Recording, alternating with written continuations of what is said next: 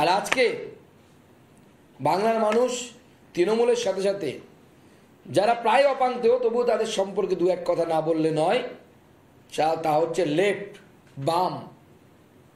তাদের যে স্ট্যান্ড সেই স্ট্যান্ড কিন্তু আজকে বাংলার মানুষ রিজেক্ট করে দিয়েছে।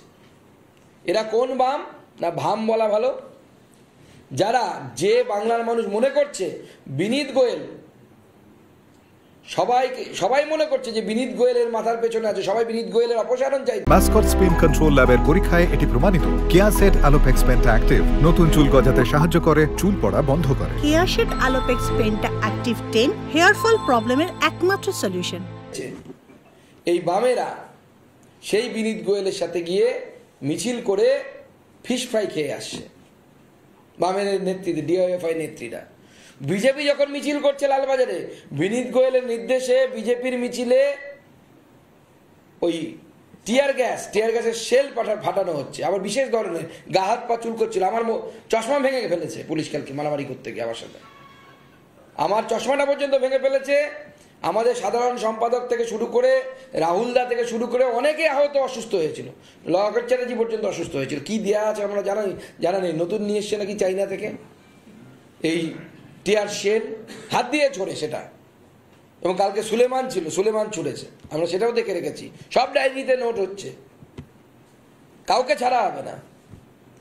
আর একদিকে সেই বিনীত গোয়েল যারা বিজেপির উপরে শেল ফাটানোর নির্দেশ দিচ্ছে, কেন্দ্রীয় মন্ত্রী থাকা অবস্থায় উইদাউট ইন্টিমেশন, সেই বিনীত গোয়েল আরজি করের উল্টো দিকে ডিআইএফআইকে মঞ্চ করতে দিচ্ছে। ডিআইএফআই মিছিল করতে গেলে তাদের যারা কচি নেতা হয়েছে তাদেরকে ফিশ ফ্রাই খাওয়াচ্ছে। এখন বাংলার মানুষ তাই বলছে মাকু মার্ক্সবাদী কমিউনিস্ট পার্টির মাকু আর তৃণমূলের মূল, এই মিলে মাকুমূল এখন তৈরি হয়েছে। এই মাকুমূল কে মানুষ বুঝে গেছে, মানুষ আর এদের পাল্লাই পড়বে না। আজকে অনেকদিন পর আমাদের সাথে মেঘনাথের দেখা হয়েছে। মেঘনাথ যেমন মেঘের আড়ালে থেকে লড়াই করতেন, আজকে ভাইপোকেও আমরা সেইভাবে দেখলাম। এতদিন মেঘের আড়ালে লুকিয়েছিলেন, আজকে তৃণমূল ছাত্র পরিষদ, যেটা চুরি করা ছাত্র পরিষদের প্রতিষ্ঠা দিবস, কারণ আজকে তৃণমূল ছাত্র পরিষদের প্রতিষ্ঠা দিবস কিভাবে হয় আমরা জানি না, ছাত্র পরিষদের প্রতিষ্ঠা দিবস আজকে ঐতিহাসিকভাবে, এটি ঐতিহাসিক তথ্য। মহাজাতি সদনে সম্ভবত কংগ্রেসের প্রোগ্রামও হচ্ছে। সেই চুরি করা তৃণমূল ছাত্র পরিষদের প্রতিষ্ঠা দিবসে ভাইপো আজকে মেঘের আড়াল থেকে এলেন, এসে অনেক বড় বড় কথা বললেন। আমি জানি না সাংগঠনিক বৈঠকে সাংগঠনিক কথা হয়, উনি সারাক্ষণ শুধু আরজি কর আর বিজেপি নিয়ে প্রশ্ন করে গেলেন। প্রশ্ন করছে সিবিআই সন্দীপ ঘোষকে কেন অ্যারেস্ট করছে না। মুখ্যমন্ত্রী কিন্তু এই কথা বলেননি। আমি শ্রীমান ভাইপোকে অনুরোধ করব, পিসিকে গিয়ে কানে কানে একলা জিজ্ঞেস করুন, সন্দীপ ঘোষকে বাঁচানোর জন্য আপনার পিসি কি করেছেন, কি নির্দেশ দিয়েছেন, এবং সন্দীপ ঘোষ কে আপনাদের, সেটাও একবার জিজ্ঞেস করবেন। তাহলে পরে সমস্ত প্রশ্নের উত্তর আপনি পেয়ে যাবেন। আপনি জানতেন না এসপিডি কে, এসপিডি চক্র কি, তার মাধ্যমে স্বাস্থ্য দপ্তর চলে আপনি জানেন না, স্বাস্থ্য দপ্তরে দুর্নীতি হয় আপনি জানেন না, এবং তারপরে আপনি বড় বড় কথা বলছেন। এই কথা বাংলার মানুষ মানবে না, শুনবে না। বাংলার মানুষ বলছে ভয় পেয়েছে দিদি ভাই, ইস্তফা ছাড়া গতি নাই। এরপরে যদি আপনাদের কোনো প্রশ্ন থাকে আপনাদের প্রশ্ন বলবেন। আজকে আবার আমি সাংবাদিক বন্ধুদেরকেও ধন্যবাদ জানাবো, তারা যেভাবে সব চিত্র তুলে ধরেছেন, পুলিশি অত্যাচার, তৃণমূলের হারমাত বাহিনী, এত কিছুর পরেও এই বন্ধ সফল হওয়ার জন্য বাংলার মানুষকে আমি নতজানু হয়ে আমার প্রণাম জানাচ্ছি, ধন্যবাদ জানাচ্ছি।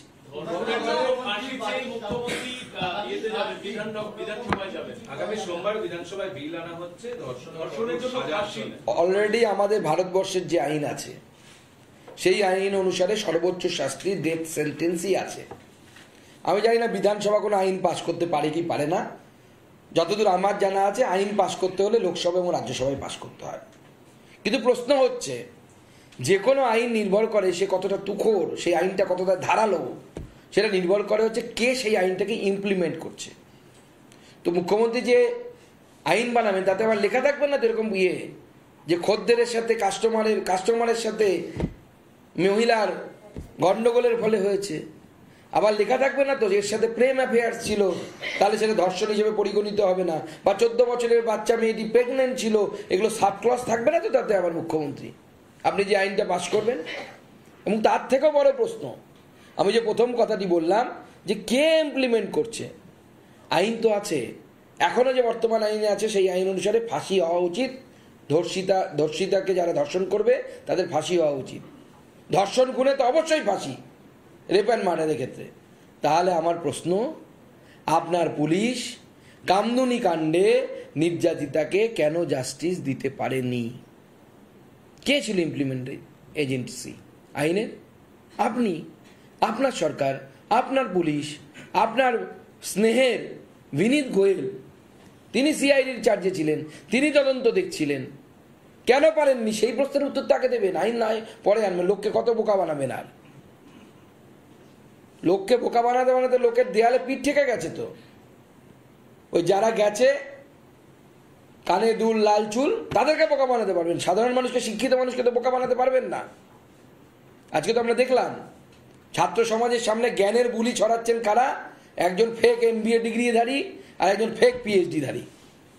এটা পশ্চিমবঙ্গের ছাত্রদের আদর্শ হতে পারে না। এরা পশ্চিমবঙ্গের ছাত্রদের আদর্শ হতে পারে না। হয়তো সেই দাড়িওয়ালা ভদ্রলোক, বয়স্ক ভদ্রলোক হতে পারেন যিনি গেরুয়া বসন পরে ওয়াটার ক্যাননের সামনে, জল কামানের সামনে মাথা উঁচু করে দাঁড়িয়েছিলেন। তিনি শিক্ষকের মতো কাজ করেছেন, শিক্ষা দিয়ে গেছেন অন্যায়ের সামনে মেরুদণ্ডটাকে কিভাবে সোজা রাখতে হয়। তিনি হতে পারেন। ফেক MBA ধারী, ফেক PhD ডিগ্রিধারী তারা ছাত্রদের সামনে আদর্শ হতে পারে না।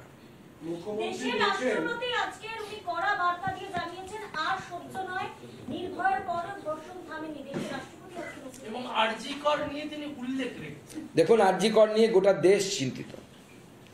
গোটা দেশ আজকে চিন্তিত আরজি করে যে ঘটনা ঘটেছে। এবং এরা কথায় কথায় বলছে না, উন্নাও, হাতরস, প্রত্যেকটি ঘটনা আমরা তীব্র নিন্দা করছি। কিন্তু আমরা বারবার বলেছি আরজি করের ঘটনা ইউনিক।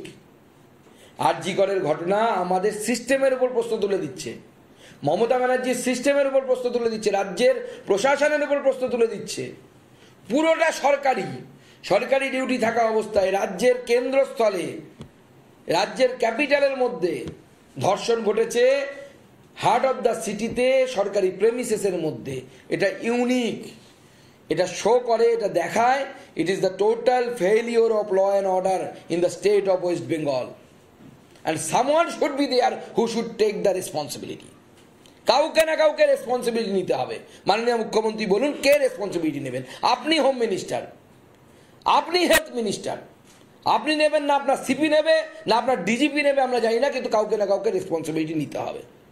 এটা বলা চলে না আমরা শাস্তি চাই। কিসের শাস্তি চাই? শাস্তি তো ঘটার পর হবে। কিন্তু ঘটনা ঘটলো কেন